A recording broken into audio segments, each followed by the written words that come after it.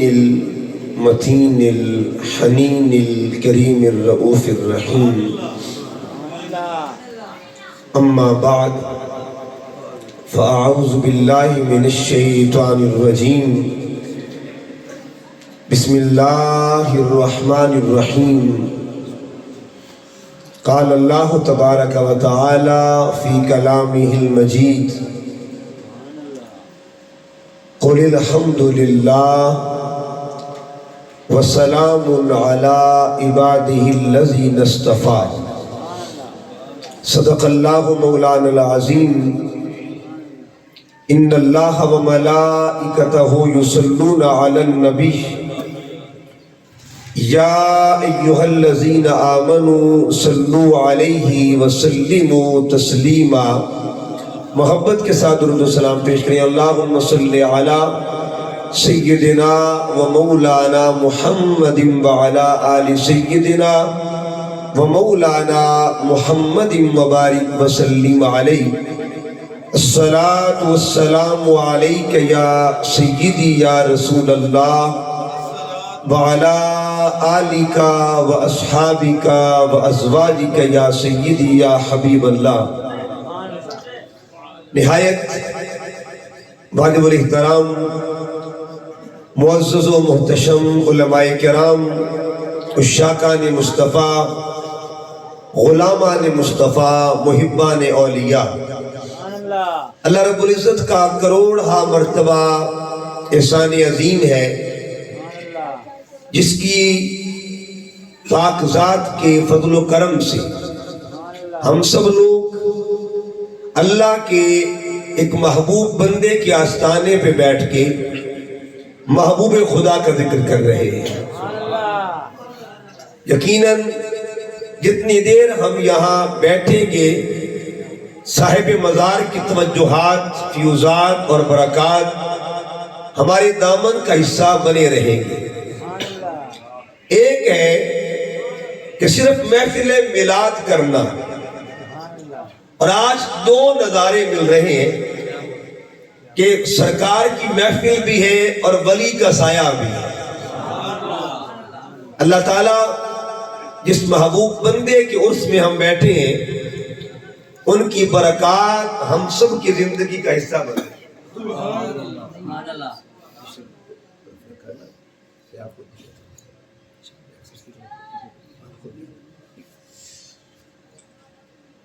میں نے آپ کے سامنے قرآن مجید فرقان حمید کی روشنی میں جس سورت کی آیت تلاوت کی ہے وہ سورت ایک جانور کے نام پہ ہے. قرآن مجید کی 114 صورتیں، کتنی صورتیں ہیں؟ 114 صورتیں.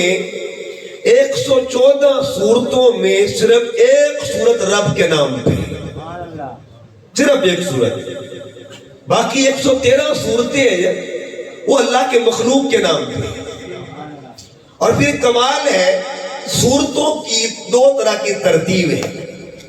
کچھ صورتوں کو مکی کہتے ہیں اور کچھ کو مدنی کہا جاتا ہے. کلام اللہ کا ہے، قرآن رب کا ہے. جب کلام اللہ کا ہے تو اللہ کے نام پہ صورتوں کا ذکر ہونا چاہیے تھا. کوئی صورت کو دوسری ہوتی، کوئی صورت غفاری ہوتی، کوئی جباری ہوتی، کوئی رحیمی ہوتی، لیکن اللہ پاک نے صورتیں اپنے نام پہ نہیں، دو شہروں کے نام پہ بنا دی. ایک شہر کو مکہ کہتے، ایک شہر کو مدینہ کہا جاتا ہے. سوال یہ ہے جب کلام خدا کا ہے، جب قرآن رب کا ہے تو صورتیں شہروں کے نام پہ کیوں بنی؟ کلام رب کا صورتیں شہروں کے نام پہ بنی ہے. اس لیے پتا چلا کہ رب کو جگہ بھی بڑی پسند ہوا کرتی ہے، مقامات پسند ہوا کرتے ہیں. صورتیں یا مکی ہے یا مدنی.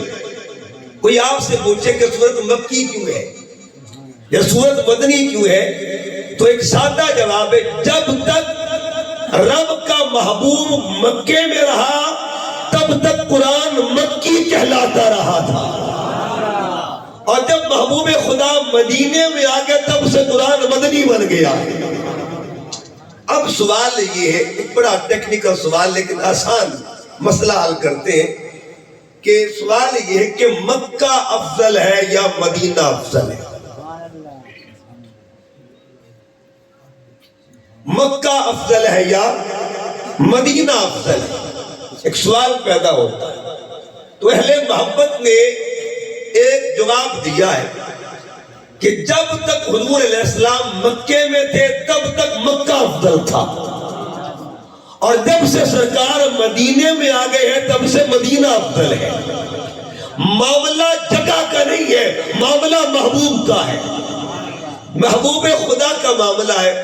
آپ پوچھیں گے نہیں تو یہ تو جذبات کی بات ہے، ہمیں کوئی مسئلے کی روشنی میں بتائیں، شرعی اعتبار سے بتائیں۔ اب ذرا شریعت کے نقطہ نظر سے دیکھتے ہیں۔ آپ احباب مسجد میں جاتے ہیں، اللہ ہم سب کو نمازی بنائے، نماز پڑھتے ہیں۔ جب نماز پڑھتے ہیں کبھی امام صاحب سے ایک مسئلہ پوچھئے گا، امام صاحب یہ بتائیے کہ کون سی صف افضل ہوتی ہے؟ تو سادہ سا جواب ہے، امام بتائے گا وہ صف جو امام کے قریب ہوتی ہے، جو امام کے قریب ہو وہ صف افضل ہوتی ہے۔ اب کبھی کبھی ایسا ہوتا ہے کہ آپ نماز پڑھتے ہیں مسجد کے حال میں، کبھی پڑھتے ہیں مسجد کے صحن میں۔ اب سردیاں ہیں نا، تو سردیوں میں فجر پڑھیں گے حال میں، مغرب پڑھیں گے حال میں، عشاء پڑھیں گے مسجد کے حال میں، لیکن ظہر اور عصر پڑھیں گے صحن میں تاکہ دھوپ لگے۔ اگر حال میں نماز پڑھے تب صف کون سی افضل ہوگی؟ اگر پڑھے صحن میں تب صف افضل کون سی ہوگی؟ تو جواب ملے گا معاملہ صف کا نہیں، معاملہ امام کا ہے۔ اگر امام اندر ہے تو صف اندر والی افضل ہے، اگر امام باہر آ گیا تو صف باہر والی افضل ہے۔ تو نتیجہ یہ نکلا، امام کے جگہ بدلنے سے صف کا درجہ بدل جاتا ہے۔ امام اندر تھا، صف اندر کی افضل، امام باہر آ گیا، صف باہر کی افضل۔ اگر امام عام امام، کمالیے کا امام، توپے کا امام جگہ بدل دے، صف کا درجہ بدل جاتا ہے۔ اگر نبیوں کا امام جگہ بدل دے تو بتائیے مدینے کی شان کا عالم کیا؟ حضور کے مدینے کا مقام کا عالم کیا؟ تو نتیجہ کیا نکلا؟ کچھ صورتیں مکی ہیں اور کچھ صورتیں مدنی۔ ٹھیک ہے جی۔ اب پھر دیکھیے صورتیں اللہ نے مخلوق کے نام پہ، ایک صورت ہے جو اللہ کے نام پہ، وہ ہے سورہ الرحمن، وہ بھی اللہ کے صفاتی نام پہ۔ باقی جتنی بھی صورتیں ہیں مخلوق کے نام پہ۔ اب آگے چلتے ہیں۔ میں نے عرض کیا، میں نے جو آیت پڑھی ہے وہ جس صورت سے تعلق رکھتی ہے اس کا نام ہے نمل، اور نمل کا معنی ہے چونٹی۔ آج میں نے چونٹی میں بات کرنے کی، چونٹی کا ذکر کیوں اللہ نے کیا۔ اور قرآن پاک کو پڑھیے گا، اللہ نے جانوروں کا ذکر بھی قرآن میں کیا، صرف ذکر نہیں کیا بلکہ جانوروں کی عظمت بھی بیان فرمائی۔ جانوروں کی قرآن پاک کی سب سے بڑی صورت اللہ نے بنائی ہی جانور کے نام پہ، جسے سورہ بقرہ کہتے ہیں۔ بقرہ کا معنی ہے گائے۔ اچھا، قرآن میں اللہ نے بڑے سے بڑے جانور کا ذکر بھی کیا ہے اور چھوٹے سے چھوٹے جانور کا بھی ذکر۔ اب میں دو صورتوں کا نام بتا دیتا ہوں۔ ایک صورت کا نام ہے الفیل، الم تر کیف فعل ربک باصحاب ہاتھی کے نام پہ صورت ہے۔ ایک صورت کا نام ہے النمل، چونٹی۔ ایک جانور بڑا، ایک جانور چھوٹا۔ مالک راز کیا ہے؟ کلام تیرا ہے، قرآن تیرا ہے، ذکر تیرا ہے۔ کبھی بڑے جانور کا ذکر کرتا ہے، کبھی چھوٹے جانور کا ذکر کرتا ہے۔ آواز آئی کہ بڑے چھوٹے جانور کا معاملہ نہیں ہے، معاملہ نسبتوں کا ہوا کرتا ہے۔ اگر نسبت بڑے کو ہو جائے ذکر بڑا کر کیا جاتا ہے، اگر معاملہ چھوٹے کو نسبت ہو جائے تو ذکر چھوٹے کا ہوا کرتا ہے۔ سوال ہے ہاتھی کا ذکر کیوں کیا اللہ نے؟ بڑے جانور کا ذکر کیوں کیا؟ یہ ہاتھی کون سا ہے؟ جب ابرہہ نے، یمن کا بادشاہ تھا، خانہ کعبہ کو ڈھانا چاہا، گرانا چاہا، اپنی فوج لے کے 12,000 کا لشکر لے کے آ رہا ہے۔ کیا مقصد تھا؟ کعبہ گرانا ہے۔ فرنٹ لائن پہ اس نے جو ہراول دستہ تھا، فرنٹ لائن پہ وہ 8 ہاتھی تھی۔ لشکر کی تعداد کتنی تھی کہ 12,000، 12 اور ہاتھی کتنے تھے؟ 8 ہاتھی تھے۔ ان 8 ہاتھیوں میں سے اس نے اپنے مصاحبوں سے کہا ان کو شراب پلاؤ۔ قرآن مجید کی تفسیر میں یہ بات موجود ہے، ان کو شراب پلاؤ ہاتھیوں کو، تاکہ بدمست ہو کے پوری قوت کے ساتھ کعبے پہ حملہ کرے اور کعبہ جلدی گر جائے گا۔ 7 ہاتھیوں نے شراب پی لی۔ سفید رنگ کا ایک ہاتھی تھا، جس کے بعد شراب لائے نا وہ منہ جھٹک دیتا تھا، کبھی دائیں شراب لاتے کبھی بائیں لاتے، منہ جھٹک دیتا۔ بھیا اس نے زبان حال سے کہا کہ مرنا برداشت کر لوں گا، شراب نہیں پیوں گا۔ آخر اس ہاتھی نے شراب کیوں نہیں پی؟ کوئی تو وجہ ہوگی نا۔ ادھر سے میرے پاک نبی کے پاک دادا جان حضرت عبد المطلب اپنی اونٹ لینے کے لیے نکلتے، آپ مذاکرات کرنے کے لیے گئے۔ فرنٹ لائن پہ ہاتھی بیٹھے تھے، وہ جو ہاتھی تھا نا 8واں ہاتھی، سفید رنگ کا، مفسرین قرآن نے اس کا نام بھی بتایا ہے، اسے محمود کہا جاتا ہے۔ کیا نام تھا جی اس کا؟ محمود ہاتھی کا نام تھا۔ اب اس نے اپنی لائن چھوڑی، صف کو چھوڑا، آگے بڑھتا ہے۔ آگے بڑھ کے جب دیکھا کہ نبی پاک کا دادا جان آ رہے ہیں، اپنی سونڈ جو تھی نا وہ حضور کے دادا کے پیروں پر رکھ دی۔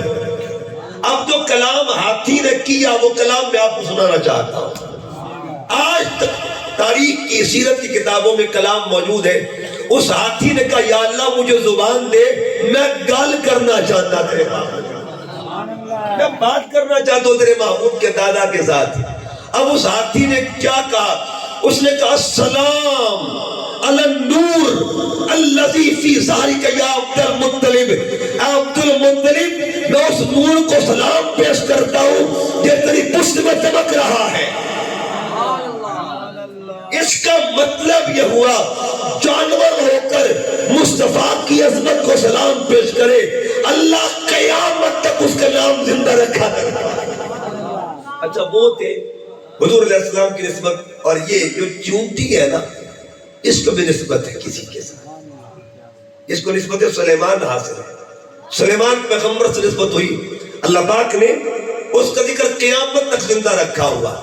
اچھا چھوٹے جانوروں میں 3 جانور ایسے ہیں جن کے ناموں میں صورتیں بنی ہوئی، اب وہ بڑی قابل غور بات ہے۔ ایک جانور وہ ہے جس کو نحل کہتے ہیں۔ کیا کہتے ہیں جی؟ نحل کا معنی ہے شہد کی مکھی۔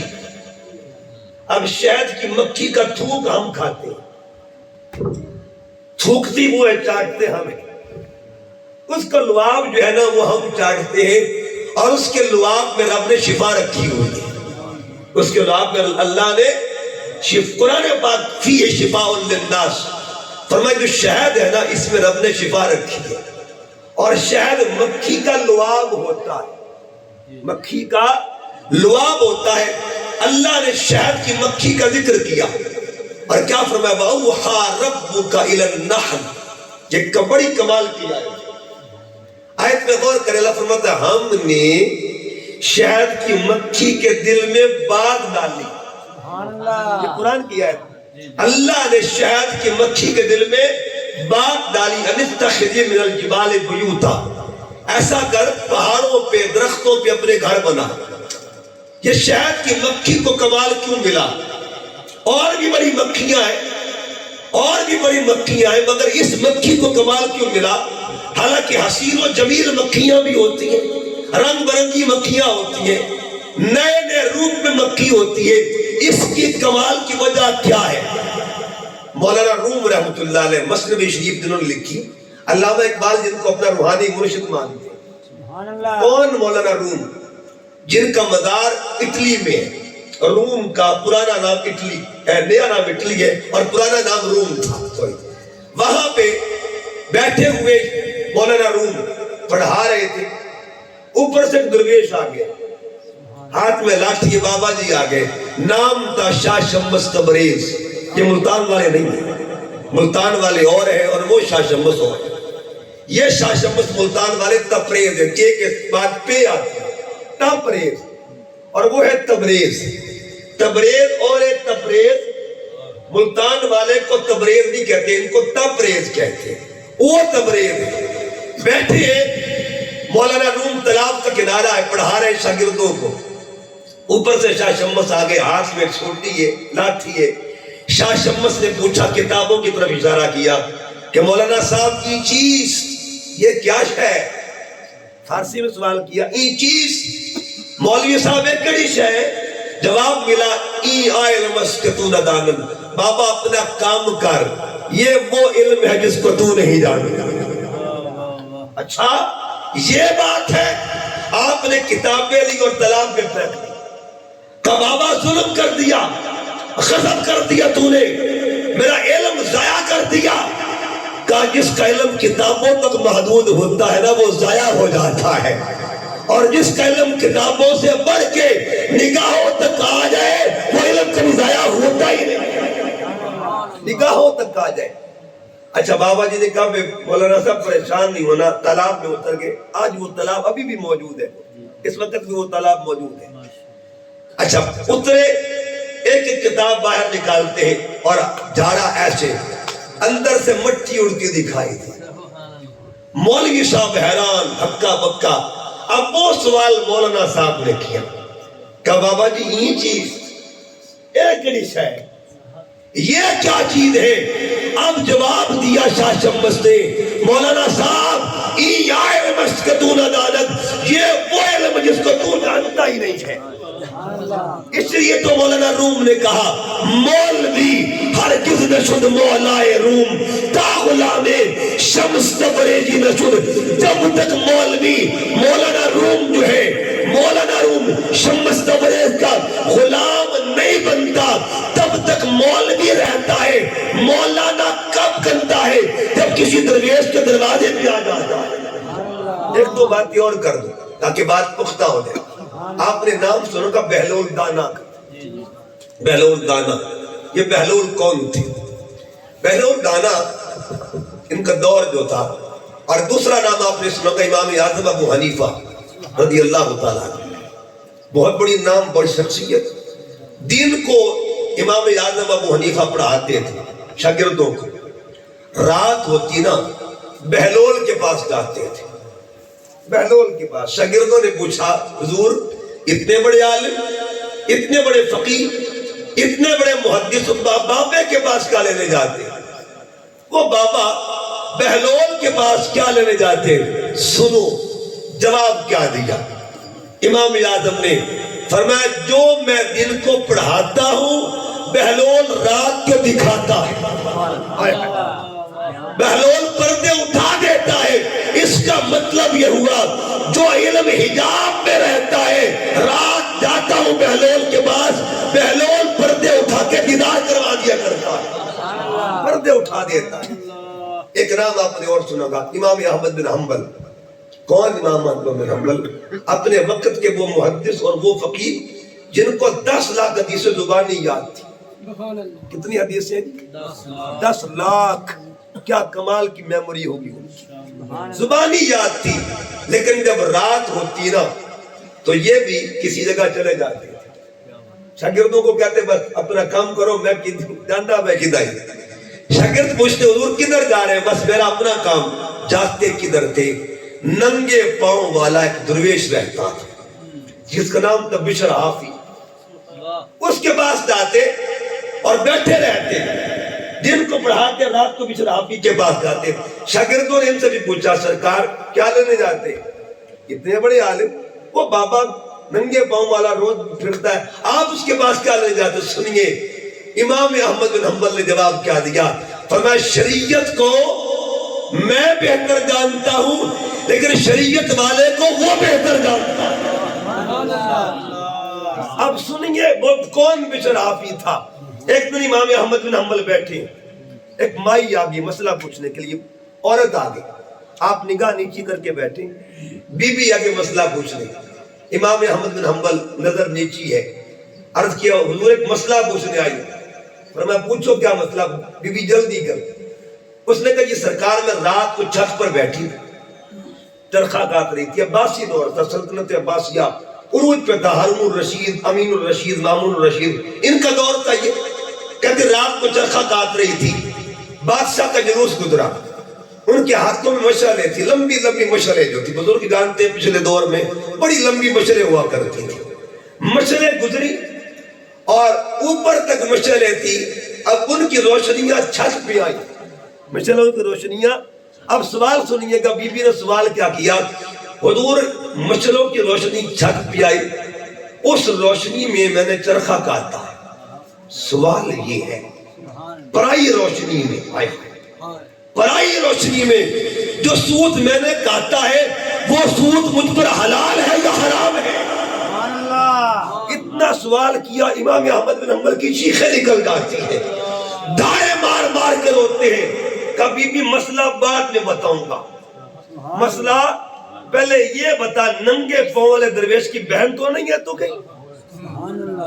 اس گھر سے کوئی تعلق تو نہیں ہے؟ عرض کیجیے اسی گھر سے تعلق ہے، میں اس کی ہمشیرہ ہوں۔ کہ سن لے، اوروں کے لیے فتویٰ ہوتا ہے، تمہارے لیے تقویٰ ہوا کرتا ہے۔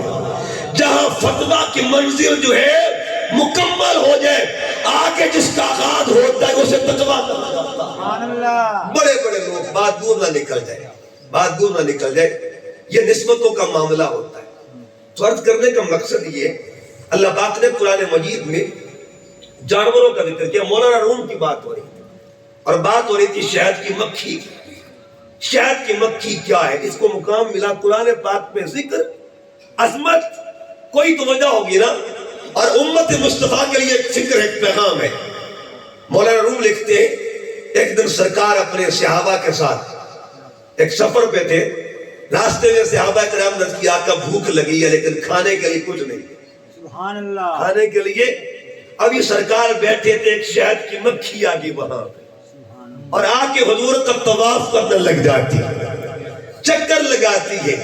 خواجہ غلام فرید فرماتے ہیں نا، وسدے ہاسے تے وسدے ہاسے تے وسدے ناسے، وسدے ہاسے تے وسدے ناسے، تڑی ٹھوک دے آسے پاسے، وسدے ہاسے تے وسدے ناسے، تڑی ٹھوک دے آسے پاسے، سن دے ہاسے مٹھیاں گالی، سنا یار سنے دا ہاسے۔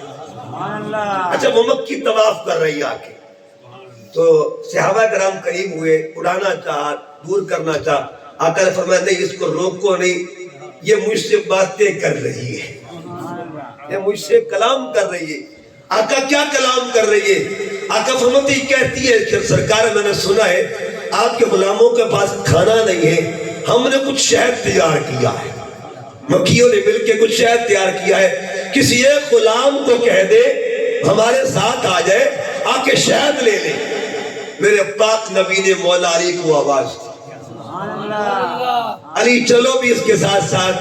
اب مولا علی ساتھ ساتھ جا رہے ہیں، شہد کی مکھی آگے آگے جاتی ہے، جب چھتے کے بالکل قریب گئی نا، اس نے آواز کچھ اس طرح کی دی، اس بولی چھتے کے پاس جا کے، اور میرا وجدان کہتا ہے اس نے کیا کہا ہوگا کہ پیچھے ہٹ دو، علی آ گیا ہے، پیچھے ہٹ جاؤ، علی آ گیا ہے۔ اب مکھیاں پیچھے ہٹتی ہیں، مولا کائنات نے شہد لیا، لے کے بارگاہ رسول میں پیش کیا، حضور نے کھانا کھایا، صحابہ نے بھی کھانا کھایا۔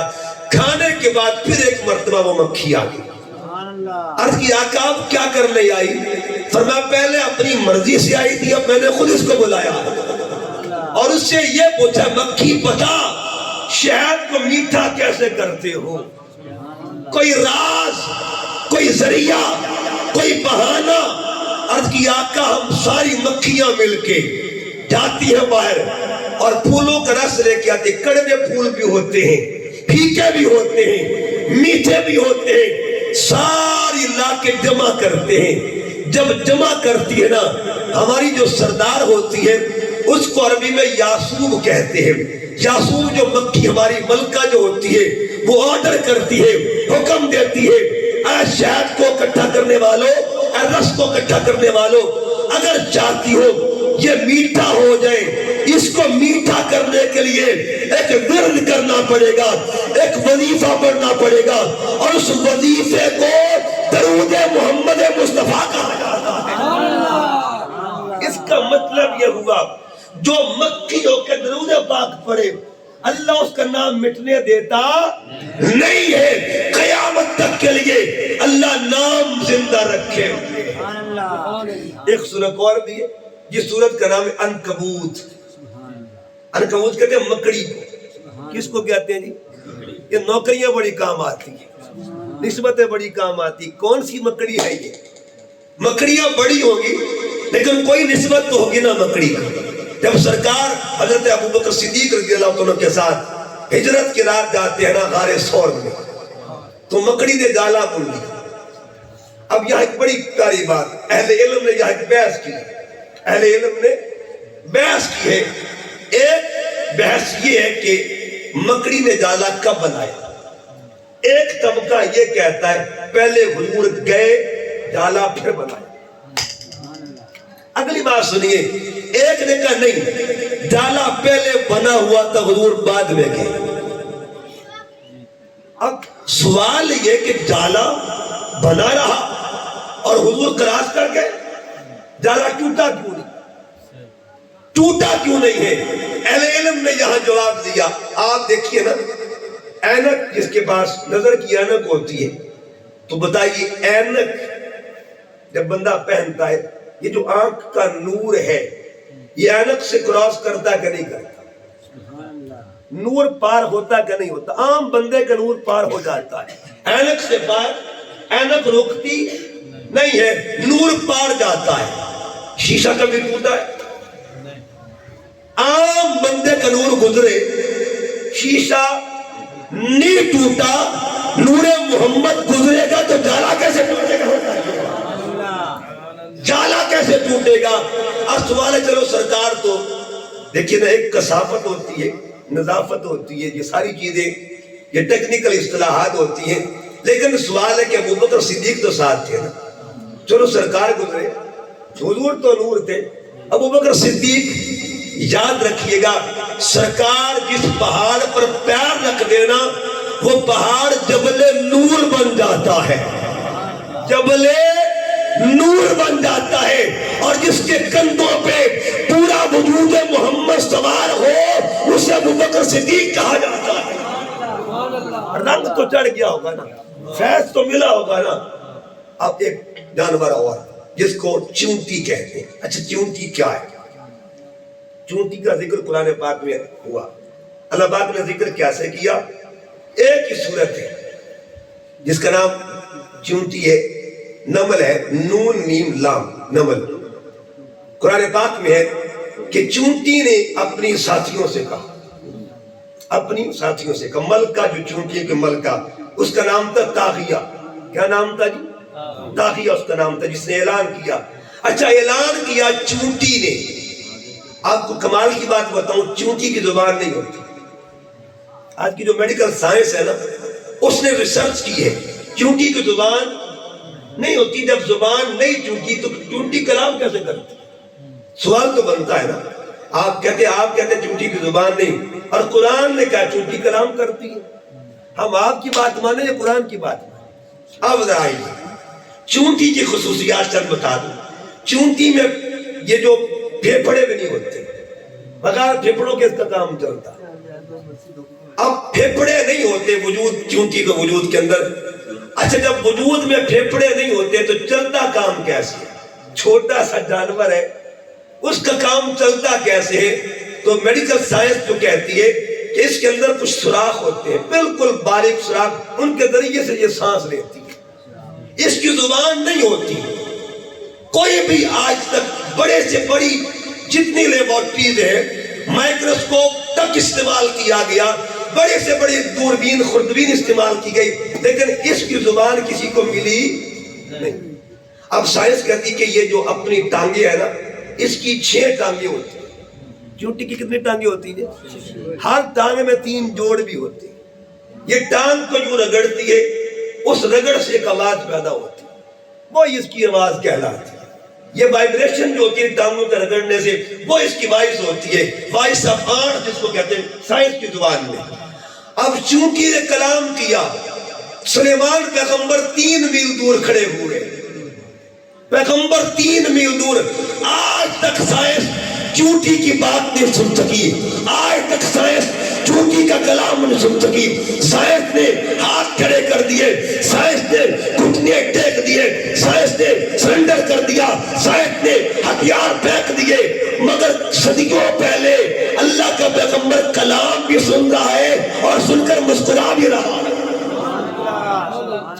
چونٹی نے کلام کیا، چونٹی با چونٹی تیرے صدقے جاؤ، تیریاں گلہ رب قرآن بنا دیتا ہے، گلہ تو ہی کیتیاں اللہ قرآن بنا چھوڑے، وہ سیم ٹو سیم وہ ورڈ، وہ سیم ٹو سیم بیان۔ چونٹی نے کہا یا ایھا النمل، اے میرے ساتھی چونٹیوں، ادخلوا مساکنکم، اپنے گھروں میں داخل ہو جاؤ۔ اگلی بات اہل علم کی نظر کر رہا ہوں، بڑی کمال کی بات، لا یحطمنکم سلیمان وجنودہ وہم لا یشعرون، ایسا نہ ہو سلیمان پیغمبر کا لشکر گزر جائے، ان کے ساتھی گزرے، تم رونگی جاؤ اور بے شعوری کے عالم، بے خبری کے عالم میں، یعنی چونٹی کہنا کیا چاہتی ہے۔ اب کمال کی بات بتانے لگو، چونٹی ہو کے اپنی رعایا کی کتنی فکر کر رہی، ہائے ہائے، کاش میرے ملک کا حکمران خبر لے لے قرآن سے، چونٹی ہو کے اپنی رعایا سے کیا کہتی ہے، اپنے اپنے گھروں میں داخل ہو جاؤ۔ اس کا مطلب یہ ہوا یہ لیڈرشپ ہے۔ ایک چونٹی نے بتا دیا لیڈر کا کردار کیا ہوتا ہے، لیڈر اپنے کارکنوں کا خیال رکھتا کیسے ہے۔ چونٹی نے کہا اپنے گھروں میں داخل ہو جاؤ، تو اگر چونٹی ہو کے اپنے ساتھ والی چونٹیوں کو بچا رہی ہے تو انسان کا کتنا حق بنتا ہے۔ اچھا اس نے کہا کہ ایسا نہ ہو کہ سلیمان پیغمبر کا لشکر آئے اور تمہیں روند کر گزر جائے اور تمہیں ان کو بے خبری کا عالم میں، یعنی کہنا کیا چاہتی ہے کہ اللہ کا نبی اور اللہ کے نبی کے جو ساتھی ہوتے ہیں نا، وہ کبھی کسی پہ ظلم نہیں کرتے۔ یہ چونٹی فکر دے رہی ہے کہ نبی کے ساتھی کسی پہ ظلم کرتے نہیں ہے۔ اگر اس دور کی چونٹیوں کو اصحاب سلیمان کی عظمت کی خبر ہے، آج کے لوگوں کو اصحاب محمد کی خبر ہے۔ اس دور کی چونٹیاں تھیں، ان کو خبر تھی۔ بہرحال اللہ نے اس چونٹی کا ذکر قرآن میں کر دیا۔ آؤ ذرا اس پہ 2-3 باتیں کرنا چاہتا ہوں۔ ایک صورت ہے لیکن اس میں 3 شان نہیں ہیں، اس میں شان خدا بھی ہے، شان نبی بھی ہے اور شان ولی۔ شان خدا کیا ہے؟ جلدی جلدی آیتیں پڑھنے لگا ہوں۔ اسی سورت کا رکوع دیکھ لے پہلا، اس میں اللہ پاک نے اپنی شان بیان کی، سبحان اللہ رب العالمین۔ آگے فرمایا اگلے رکوع میں اللہ نے نبیوں کی شان بیان کی، وقال الحمدللہ الذی فضلنا علی کثیر من عبادہ المؤمنین۔ اگلی آیت میں اللہ پاک نے اگلے رکوع میں جا کے اینڈ پہ کیا فرمایا، وسلام علی عبادہ الذین اصطفیٰ۔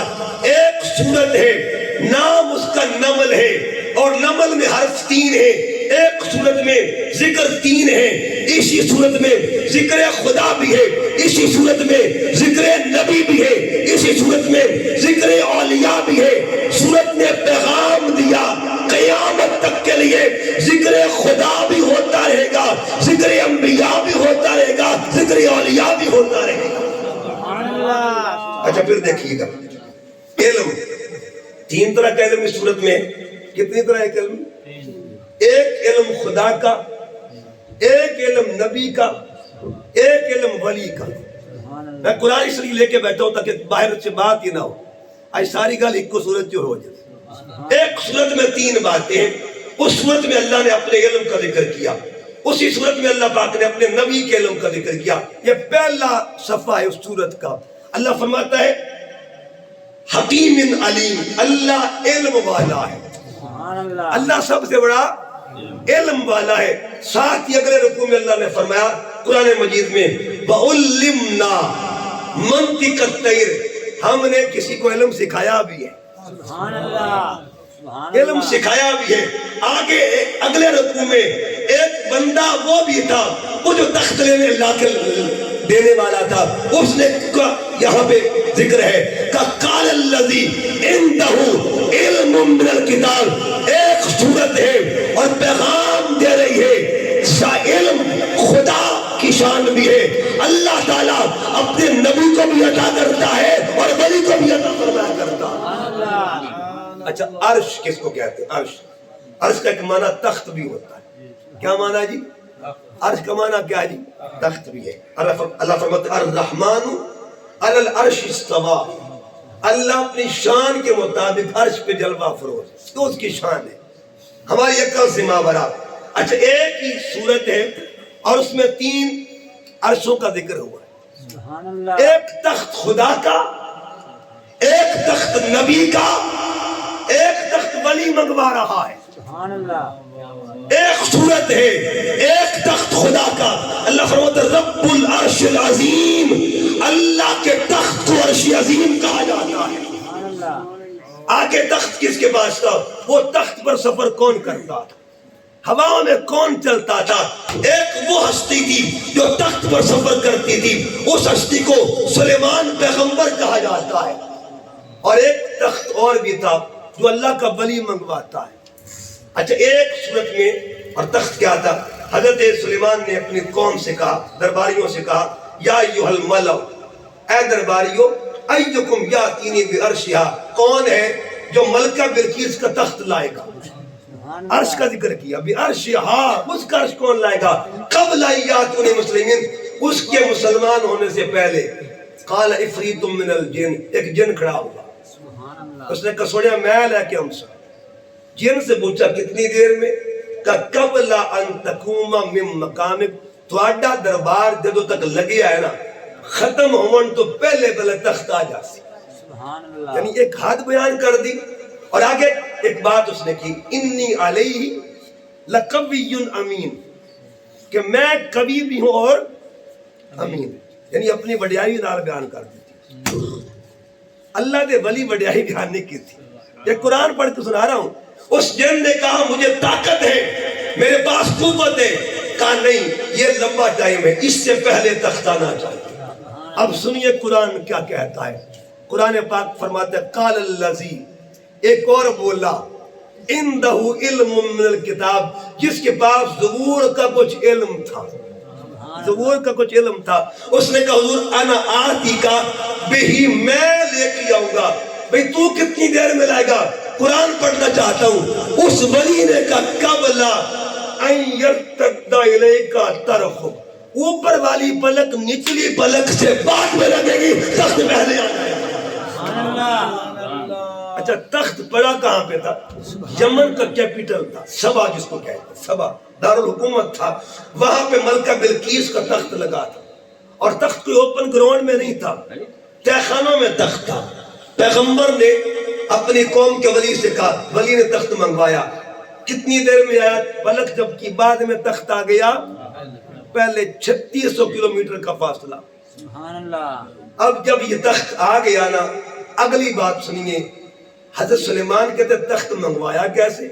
اس نے یہ نہیں کہا انی علیہ لقوی, بلکہ کیا ھذا من فضل ربی, سائیں یہ میرے رب کا فضل ہے, یہ میرے اللہ کا فضل ہے.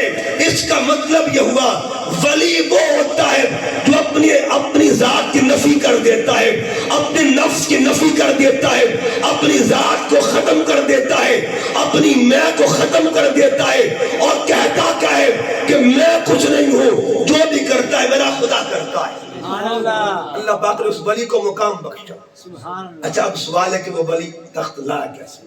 امام رازی نے ایک نکتہ بیان کیا. اللہ نے اس ولی کو ایک مقام بخشا ہوا تھا, وہ مقام تکوین پر فائز تھا. مقام تکوین کس کو کہتے ہیں؟ کون کہہ کے فیکون ہو جاتا ہے. یہ فیض اللہ بندوں کو بھی دیتا ہے. مسلم شریف کے حدیث بات, حضور کے ایک صحابی تھا, نام تھا ابو خیثمہ. تو صحابہ نے کہا سونیا ابو خیثمہ جنگ میں نہیں آئے, حضور وہ نہیں آئیں گے. میرے سرکار فرماتے آئے گا. حضور بندہ ایسا دل نہیں آئے گا, لگتا ایسا نہیں آئے گا. آقا نے دیکھا کہ دور سے دھول نظر آ رہی تھی. تو حضور فرماتے ہیں مجھے لگتا ہے ابو خیثمہ. صحابہ نے کہا حضور آنے والا تو نہیں ہے. کہتے سرکار نے فرما دیے کون؟ ابا خیثمہ. ابھی بندہ قریب نہیں آیا. فرمایا تو جیڑا بھی ہے نا ابو خیثمہ بن جا. تو جو بھی ابو خیثمہ بن جا. صحابہ کہتے قریب آئے آنکھیں ابو خیثمہ کی, زبان ابو خیثمہ کی, وجود ابو خیثمہ کا. اس کا مطلب یہ ہوا اللہ تعالیٰ شان کون کا فیض جسے دیتا ہے اسے ذات محمد مصطفیٰ کہا جاتا ہے. علماء دیوبند کے ایک بہت بڑے بزرگ ہے, گزر گئے, نام اشرف علی تھانوی.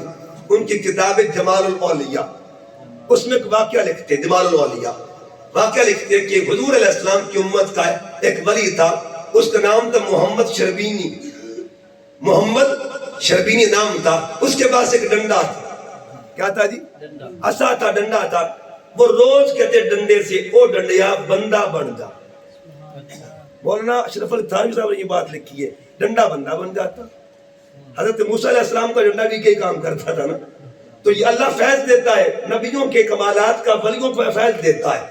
اب ڈنڈے کو کہتے ڈنڈے بندہ بن جا, وہ بندہ بن جاتا. شام کو پھر ڈنڈا, صبح کو بندہ کام کرتا سارے, اور شام کو اس کو تکیہ بنا کے. اب آگے لکھتے اللہ پاک نے اس بندے کو شان کون کے خیرات عطا فرمائی. جب کون کہتا تھا حیت بدل جاتی تھی. قیامت تک کے لیے اللہ اپنے پاک نبی کے غلاموں کو فیض عطا فرما رہا ہے. بات میں اختتام کی طرف لے کے جا رہا ہوں. قرآن کہنا کیا چاہتا ہے؟ قیامت تک کے لیے ایک سورت خبر دے رہی ہے کہ ذکر خدا بھی ہو رہا ہے, ذکر انبیاء بھی ہو رہا ہے, اور ذکر اولیاء بھی ہو رہا ہے. ایک رب کی شان ہے, اسے قدرت کہتے ہیں. ایک نبی کی شان ہے, اسے معجزہ کہا جاتا ہے. ایک ولی کی شان ہے, اسے کرامت کہتے ہیں. پڑھیے ایک صورت میں اس میں قدرت خدا کا ذکر بھی ہے, اس میں معجزہ پیغمبر کا ذکر بھی ہے, اس میں کرامت اولیاء کا ذکر بھی ہے. اور قرآن پیغام دے رہا ہے قیامت تک کے لیے, قیامت تک کے لیے لوگ قرآن پڑھتے رہیں گے. اللہ کی قدرت کا ذکر بھی ہوتا رہے گا, نبی کے معجزے کا ذکر بھی ہوتا رہے گا, اور ولی کی کرامتوں کا ذکر بھی ہوتا رہے گا. بات کو ختم کرتے ہوئے اختتام کی طرف, قرآن پڑھیں. اللہ تینوں شانوں کا ذکر کرتا ہے. ایک مقام پہ اللہ فرماتا ہے انما ولیکم اللہ ورسولہ والذین آمنوا. آیت ایک کے شانے تین ہیں. شانے کتنی ہے جی؟ تمہارا ولی اللہ ہے, تمہارا ولی اس کا رسول ہے, اور تمہارے ولی ایمان والے ہیں. آیت اتری کب تھی؟ مدینہ کا شہر ہے, نماز ہو رہی ہے, اور نماز کے دوران ایک فقیر آ گیا. اس نے آواز دی کہ مجھے خیرات چاہیے, مجھے خیرات چاہیے. ایک بار آواز دی, خیرات نہ ملی.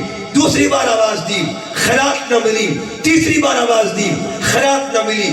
فقیر مایوس ہو کے کہنے لگا آج میں محمد کے شہر سے خالی جا رہا ہوں. اتنی بات کی, ان نمازیوں میں ایک نمازی بھی کھڑا ہوا تھا, رکوع میں گئے ہوئے تھے, ہاتھ میں انگوٹھی پہنی ہے. اس نمازی نے کیا کیا؟ انگوٹھی اتاری, زمین پر پھینکی. فقیر اٹھاتا ہے, اٹھا کے چلا گیا. فقیر چلا گیا, جبرائیل آ جاتا ہے. فقیر گیا, جبرائیل آ گیا. جبرائیل نے آیت پیش کی, آقا رب نے قرآن بھیجا ہے انما ولیکم اللہ ورسولہ والذین آمنوا. تمہارا ولی اللہ ہے, اس کا رسول ہے, اور وہ مومن ہے. کون؟ الذین یقیمون الصلاۃ ویؤتون الزکاۃ وہم راکعون. وہ نمازی جو نماز بھی پڑھتا ہے اور خیرات بھی دیتا ہے. آقا نے پوچھا وہ نمازی ہے کون؟ اس نمازی کی شان کیا ہے, اس کا مقام کیا ہے؟ ایک وقت میں خدا کا حق بھی نبھائے, ایک وقت میں بندوں کا حق بھی نبھائے, ایک وقت میں عبادت بھی کرے, ایک وقت میں خدمت بھی کرے, ایک وقت میں حقوق اللہ بھی ادا کرے, ایک وقت میں حقوق العباد بھی ادا کرے. ایک وقت میں دو کام کرنے والی نمازی کو مولا علی کہا جاتا ہے. مولا علی. اچھا فرشتہ آیا مولا علی کی شان لے کے, پڑھیے قرآن، ان کے گھر کا مقام ہی ایسا ہے۔ قرآن میں ایک بی بی کا ذکر ہے، ایک بی بی کا نام ایسا ہے قرآن پاک۔ کتنی بیویوں کا نام ہے جی؟ اس بی بی کو حضرت مریم کہتے ہیں۔ اچھا سوال آپ سے اور آپ سے کل کوئی کر بھی سکتا ہے، پورے قرآن میں ایک مائی دا نام ہے، اس مائی دا نام کیے جی حضرت بی بی فاطمہ دا نام کیوں نہیں آیا؟ سوال ذہن میں آ سکتا ہے کہ بطول زہرا پاک کا نام کیوں نہیں آیا؟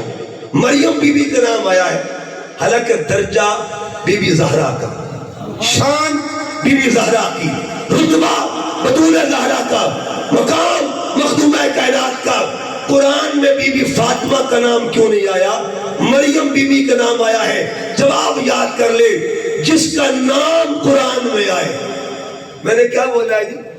جس کا نام قرآن میں آئے اس کو مریم کہتے ہیں، اور جس کے گھر میں قرآن آئے اسے بطول زہرا کہا جاتا ہے، ان کو فاطمہ الزہرا کہتے ہیں۔ اچھا اہل علم بیٹھے، محبت بات کر دوں، بی بی مریم جو ہے نا، ان کا ذکر تیسرے پارے میں، بیٹھی حجرے میں ہے، اچانک حجرے میں کیا ہوا؟ بغیر موسم کے پھل آ گئے۔ حضرت زکریا حجرے میں داخل ہوئے، کلما دخل علیہا زکریا المحراب، حجرے میں داخل ہوئے نا، وجد عندہا رزقا، بغیر موسم کے پھل پڑے ہوئے تھے۔ پوچھا یا مریم، او پتر مریم، انا لک ھذا، پھل کہاں سے آئے؟ قالت هو من عند اللہ، عرض کے خالو جان یہ میرے اللہ نے بھیجے ہیں، جبرائیل دے کے گیا ہے، اللہ نے بھیجے ہیں، جبرائیل دے کے گیا۔ لنگر مریم کا آتا اوپر سے، اوپر سے آئے، کسی بی بی کا لنگر اوپر سے آتا ہے، ٹھیک ہے جی، یعنی کسی بی بی کا لنگر فرشتے لے کر آتے ہیں، کسی بی بی کا لنگر فرشتے لے کر جاتے ہیں۔ سبحان اللہ، میں فرشتوں کی بات کر رہا ہوں، فرشتے لے کر آتے بھی ہیں اور جاتے بھی ہیں۔ وہ کون بی بی ہے جس کا لنگر فرشتے لے کے جاتے تھے؟ یہ 29واں پارہ ہے، جب حسنین کریمین بیمار ہوئے، منت مانی مولا بچے ٹھیک ہو جائیں، روزہ رکھیں گے، 3 دن کو روزہ رکھا گیا۔ وَيُطْعِمُونَ الطَّعَامَ عَلَىٰ حُبِّهِ مِسْكِينًا وَيَتِيمًا وَأَسِيرًا، ایک دروازہ ہے، 3 دن تک فقیر آتا رہا۔ اب نتیجہ کیا نکلا؟ جس کے دروازے پر فرشتہ لنگر لے کر آئے اسے مریم کہتے ہیں، اور جس کے دروازے سے لنگر لے کے گئے اسے بطول زہرا کہا جاتا ہے، ان کو فاطمہ الزہرا کہتے ہیں، سیدہ پاک کہتے ہیں۔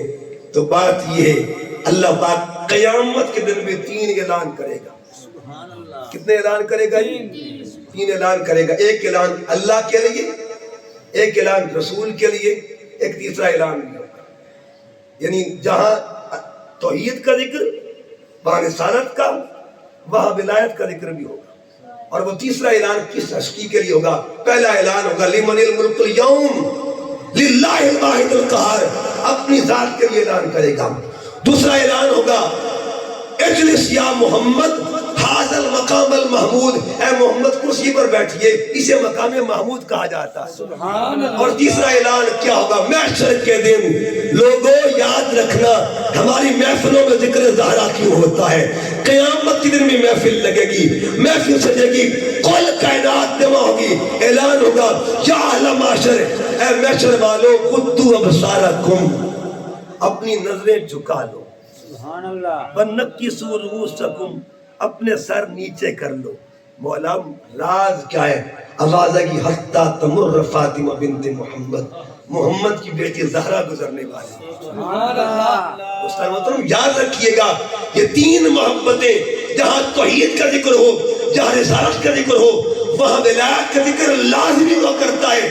اللہ کا شکر ہے ہم رب قدیر کو بھی مانتے ہیں، رب قدیر کو بھی، سراج المنیر کو بھی، پیران پیر کو بھی، میں نے 3 باتیں کی، رب قدیر کو بھی مانتے ہیں، سراج منیر کو بھی مانتے ہیں، اور پیران پیر کو بھی مانتے ہیں۔ یہ ماننا یہاں بھی کام آئے گا اور آگے بھی کام آئے گا۔ مجھے ایک صاحب نے حکم دیا، چلو وہ پورا کر دوں اور اس حکم پہ بات ختم کرتا ہوں۔ دیکھیے کہ اللہ پاک صلہ دیتا ہے، حضور علیہ السلام کے جو غلام ہیں نا ان کو بھی کمال بخشتا ہے، اور کمال کیا ہے؟ یہ پہلے بھی میں نے واقعہ سنایا اور مجھے حکم ملا. شیخ الاسلام ڈاکٹر محمد طاہر القادری مدثر اللہ العالی میرے استاد بھی ہیں, انہوں نے یہ واقعہ سنایا. وہ فرماتے جنگ میں ان کے چچا جان تھے, ٹیچنگ کرتے تو اسکول میں پڑھاتے تھے. تو ایک دن ایسا ہوا, اس اسکول میں ایک بزرگ تھے, سادہ بندے, بالکل سادہ. اور میں نے پہلے بھی کہا سادے بندے بڑے کمال کے ہوا کرتے ہیں, بڑے کمال کے ہوتے ہیں. یہ جو سادہ لوگ ہوتے ہیں نا, ان کی سادگی. علامہ اقبال کیا فرماتے ہیں؟ علامہ اقبال فرماتے ہیں کہ عقل عیار ہے سو بھیس بدل لیتی ہے, عشق بیچارہ نہ ملا ہے نہ زاہد نہ حکیم. عشق جو ہے نا, اس کے رنگ ہی نرالے ہوتے ہیں. وہ جو بابا جی تھے اس کا نام تھا بابا غلام رسول, بڑی محبت والا بابا تھا, بڑی محبت والا بابا. محبت کی بات کرتے تھے, محبت کی ہمیشہ بولی محبت کی بولتے تھے. ایک دن انہیں خبر ملی کہ ماسٹر صاحب جو ہے نا, ٹیچر ہمارے عمرے پہ جا رہے ہیں. کہنے لگے ماسٹر جی میں نے سنا ہے آپ حضور کی بارگاہ میں جا رہے ہیں, آقا علیہ السلام کی بارگاہ میں جا رہے ہیں. اور یاد رکھیے حضور کی بارگاہ میں جب بندہ جاتا ہے نا تو اس کا اپنا معاملہ نہیں ہوتا, فیصلے ادھر سے ہوا کرتے ہیں. میں نے اپنی آنکھوں سے ایک منظر دیکھا ہے. لاہور میں جب میں پڑھتا تھا, دادا صاحب کے دربار پہ محفل ہو رہی تھی, میں نے خود اپنی آنکھوں سے دیکھا. عمرے کا ٹکٹ نکلتا ہے تو یہاں سے لودھرا سے ایک شخص وہاں مزدوری کرنے گیا ہوا تھا, اور وہ فرق شاپ پہ کام کرتا تھا. جس طرح تیل لگا ہوتا ہے کپڑوں میں, اسی طرح اٹھ کے آ گیا تھا, محفل میں آ گیا. تیل لگا ہوا ہے, اس کا مطلب ہے وہ ظاہر کو نہیں دیکھا کرتے, اندر کی محبت کو دیکھا کرتے. ٹھیک ہے جی, اندر کو دیکھتے ہیں. تیل لگا ہوا تھا, اسی طرح محفل میں آ کے بیٹھا. جب اعلان ہوا نا عمرے کا, تو وہ میلے کپڑوں والا سٹیج پہ جا رہا ہے, اس کی گلے میں ہاتھ ڈالا. ڈائریکٹر محکمہ اوقاف سید طاہر رضا بخاری صاحب, وہ بھی وہاں موجود تھے. ہاتھ ڈالا نا تو اس نے, نوجوان نے مائک پکڑا, مائک پکڑ کے کہا جی میں ایک اعلان کرنا چاہتا ہوں. انہوں نے کہا جی کریں. اس نے کہا جی میں عمرے پہ نہیں جانا چاہتا. لوگ بڑے حیران کہ یہ عجیب آدمی ہے, کہ لوگ تو ترستے ہیں, دعائیں مانگتے ہیں, انسان بے چین میں ہوتا ہے اور اللہ کی بارگاہ میں منتیں سماجتیں کرتا ہے وہاں جانے کے لیے. اس نے کہا جی آپ مجھے بدبخت کا جو خوشبخت کا, میں عمرے پہ نہیں جاؤں گا. پوچھا وجہ کیا ہے؟ اس نے کہا جی باپ فوت ہو چکا ہے, ماں گھر بیٹھی ہوئی ہے میری, اور میں نے اپنی امت سے وعدہ کیا ہوا ہے کہ ماں اگر رب نے موقع دیا نا کبھی اپنے گھر جانے کا تو اکیلا نہیں جاؤں گا, تجھے ساتھ لے کے جاؤں گا. کہا آج موقع ملا تو ہے لیکن ماں ساتھ نہیں ہے, اس لیے کہ میں ماں کے بغیر نہیں جانا چاہتا. اس نے کہا کہ وہ ہار اتار دیے, کہ کسی اور کو بھیج دیں. اترا نیچے, پیچھے سے آوازیں بیٹے واپس آ جا, پتر واپس آ جا. طاہر رضا بخاری صاحب نے کہا بیٹے واپس آ جا. آپ نے فرمایا بیٹے تو نے حق ادا کر دیا وفا کا, اب معاملہ عمرے کا ہے نا, عمرے پہ تو جائے گا, اور معاملہ ماں کا ہے, تیری ماں کا ٹکٹ میرے ذمہ ہو گیا. اس کا مطلب یہ ہوا یہ فیصلے ادھر سے ہوتے ہیں. جسے چاہا در پہ بلا لیا, جسے چاہا اپنا بنا لیا. یہ بڑے کرم کے فیصلے, یہ بڑے نصیب کی بات ہے. ہم نے ایسا بندے, میں مدینہ پاک میں جب حاضری ہوئی نا, یقین کرے ایسا بندہ بھی دیکھا. پاکستان کا بندہ رہنے والا تھا, بالکل مدینہ پاک کے پاس رہتا تھا, لیکن اس کو مسجد نبی میں جمعہ بھی نصیب نہیں ہوتا تھا. اتنا کاروبار کا عشق, اتنی حوث کاروبار کی. یعنی فیصلے ادھر سے ہوتے ہیں, کچھ جا کر بھی نہیں جاتے اور کچھ ادھر بیٹھے ہوتے ہیں, اللہ پردے اٹھا دیا کرتا ہے. ایک نابینا بندہ جس نے پی ایچ ڈی کی ہوئی ہے اور وہ وفات پا چکے ہیں, ان کا نام تھا ارشد یا راشد ان کا نام تھا. تو ڈاکٹر محمد اقبال, ان کا نام بھی اقبال تھا. انہوں نے ایک نعت لکھی. جب وہ عمرے پہ گئے نا تو کسی نے ان کو تانا دیا کہ آپ تو نابینا ہو, آپ کو تو سب گمت نظر ہی نہیں آتا. واپس پاکستان میں نا کسی نے کہا تم تو نابینا ہو, تم نے کیا دیکھا جا کے وہاں پہ؟ انہوں نے کہا نابینا کہتے ہو؟ ایک شعر لکھا اس نے کہا بے نگاہی پہ میری نہ جائے, دیدہ میرے نزدیک آئے. پیڑ لگا ہوا ہے, آؤ کوئی آنکھ والا میرے سامنے آئے. بے نگاہی پہ میری نہ جائے, دیدور میرے نزدیک آئے، میں یہیں سے مدینہ دکھا دوں اور دیکھنے کا سلیقہ سکھا دوں۔ رب نے وہ کرم کر دیا ہے جو میرے پاس بیعت ہے اسے مدینہ دکھا بھی سکتا، اسے خود بھی مدینہ دکھا سکتا، کرم اللہ کا ہے بڑا۔ بہرحال بابا جی نے کہا کہ ماسٹر صاحب سنا عمرے پہ جا رہے ہیں؟ جی میں عمرے پہ جا رہا ہوں۔ ماسٹر جی میں نے خط لکھنا ہے اور خط بھی سونے کے نام لکھنا ہے، میرا خط آمنہ کے لال کو پہنچا دینا، رسولوں کے سردار کو پہنچا دینا کہ ٹھیک ہے بابا خط لکھوا کے لا۔ بابا سادہ بندہ خط لکھوانے چلا گیا اور جس سے لکھوانے لگا نا اس سے کہنے لگا یار پنجابی چ خط لکھی، سوکھے لفظ لکھی، سونے میں سمجھ آ جائے، عشق دے جھلے نمبر لے گئے، عقل مند ہے میں عمرہ گالیاں۔ اچھا خط لکھا اس نے، بابا لکھواتا گیا، وہ لکھتا گیا، بابا خط لے کے آیا اور خط جب دینے لگا نا ماسٹر صاحب کو، دیتے دیتے ہاتھ کانپ گئے۔ کہا بابا جی کیا بات ہے؟ کہنے لگے ماسٹر جی خط یہاں نہیں دوں گا، خط ایئرپورٹ پر ساتھ جاؤں گا تب جا کے دوں گا۔ خط دینے لگے نا تو کہا، رو کر کہا ماسٹر جی رم تماشا خط بھولیو نا، یہ خط جو ہے بھولنا نہیں ہے۔ انہوں نے کہا بابا نہیں بھولتا، اور دوسری بات آپ نے یہاں نہیں پڑھنا وہاں جا کے پڑھ لینا۔ ماسٹر صاحب مدینہ پاک میں گئے، ہوٹل میں سامان رکھا، سب سے پہلے بابا جی کا خط نکالا، کچھ دیر کے لیے آؤ ہم بھی مدینے چلتے ہیں، کچھ دیر، اور شاید یہ تصور کبھی اس کمال پر پہنچ جائے کہ مدینہ سامنے آ جائے، مدینہ چلتے ہیں۔ بابا جی نے، ماسٹر صاحب نے سامان کھولا، خط نکالا، سوچا کہ چلو سرکار کی جانب کی طرف چلتے ہیں۔ دل میں خیال کہ چلو بابے کا خط پڑھ کے دیکھتے لکھا کیا ہے، سادہ لفظ ہے مگر عشق کا کمال ہے، محبت کا عروج ہے۔ لکھا کیا تھا؟ آقا جی بابے غلام رسول کی طرف کو لکھا سلام ہومن، لکھا سلام ہومن، حضور ڈاڈا قریبا کول نہیں آ سکتا، مجبوری ہے، سوڑیا میرا پتر ہے، اس نے 14 جماعتہ پاس کروائیاں نے، نوکری نہیں ملتی پئی، بڑے بڑے لوگاں دی کول گیا نوکری نہیں مل، سونا نوکری تو لے دے میرے پتر نے، یہ فریاد ہو رہی ہے۔ آگے کیا لکھا کہ سونا توڑے بیڑے حسن تے حسین نے کھیڑ رہے ہو سکتے، میری طرف حسن تے حسین دے سر تے پیار دے دیو تے بی بیاں پاکاں میرا سلام آکھ دیو۔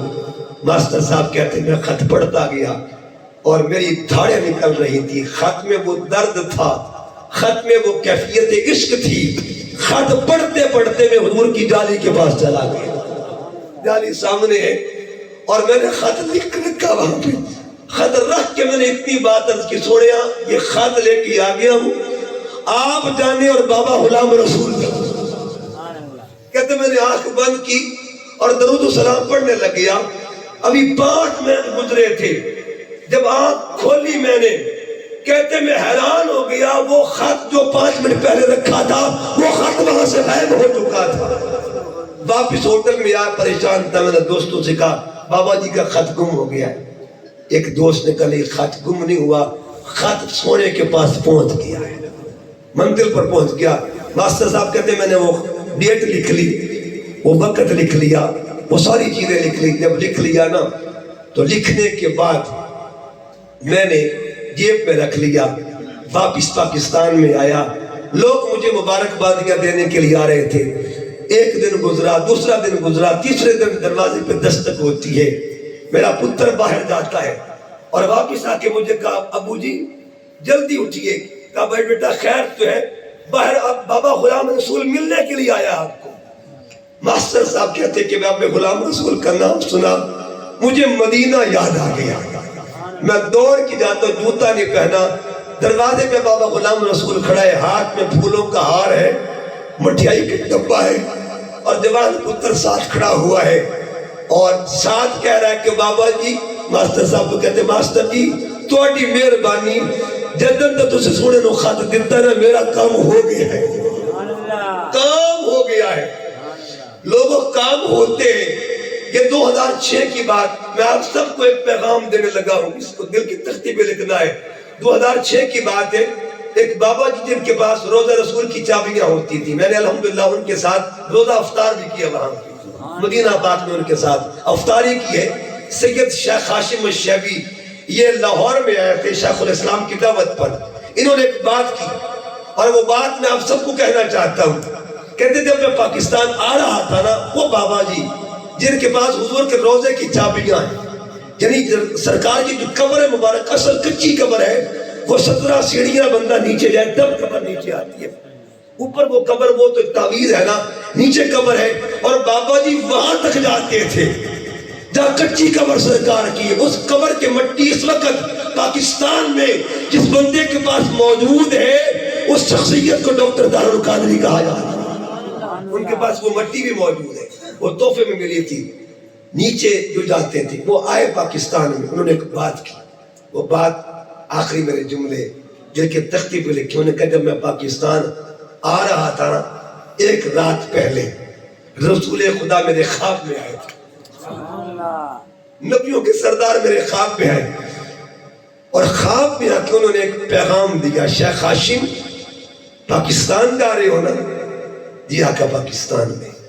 اب اگلا جملہ سنیے، آقا فرماتے اہل پاکستان کو میرا سلام کہہ دے۔ ہماری اوقات نہیں ہے، کہاں ہماری اوقات اور کہاں سرکار کا کرم۔ آج بھی امت پر نظر رکھے ہوئے ہیں، آج بھی کرم نوازیاں ہو رہی ہیں، کمی ہماری طرف سے ادھر سے کوئی کمیاں نہیں ہے، خیرات بٹ رہی ہے، مل رہا ہے۔ اگر مجھے بس 2-3 منٹ ایک بات اور میرے ذہن میں آ گئی، قدرت اللہ شہاب صاحب، بڑا ایک نام ان کا، یہ ڈی سی جان بھی رہے ہیں ایک وقت میں، اب تو فوت ہو چکے، وفات پا چکے۔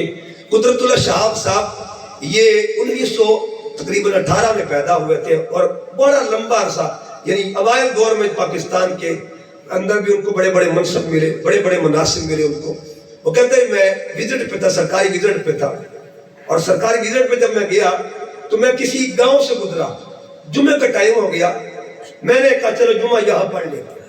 سادہ بابا کرسی پر بیٹھا خطبہ دے رہا تھا، خطاب کر رہا تھا، کہنے لگا میں بھی وہاں بیٹھ گیا۔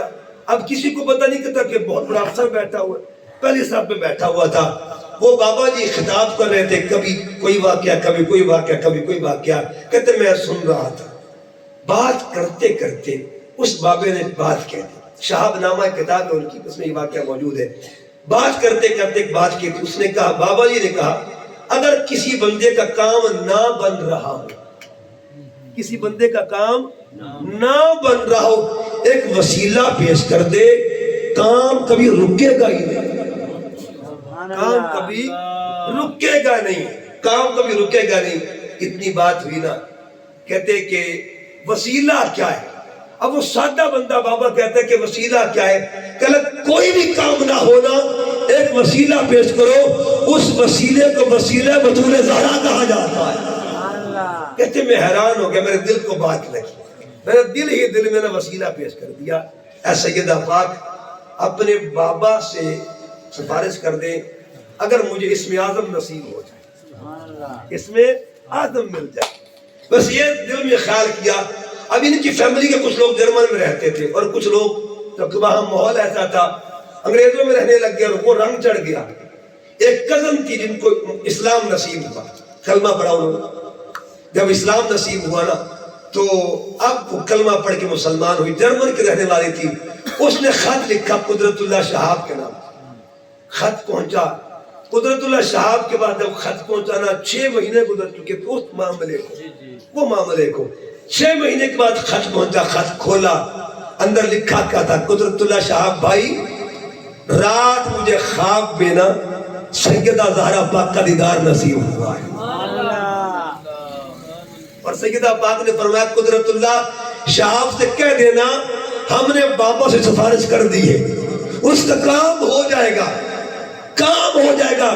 کہنے لگا میری چیخیں نکل گئی، کہاں میں نکما بندہ اور کہاں بطول زہرا کی زبان اقدس، مجھ غلام کا نام آ گیا، مجھ نکمے کا نام۔ کہتے 2 دن گزرے، رات پھر میں سویا، خواب میں دیدار ہوا خواجہ قطب الدین مختار کاکی رحمت اللہ علیہ کا، جو بابا فرید کے مرشد تھے۔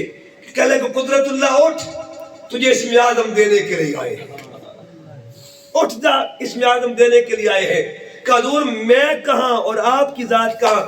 کا معاملہ میں اور تو کا نہیں ہے، تیری سفارش بڑی تکڑی ہے۔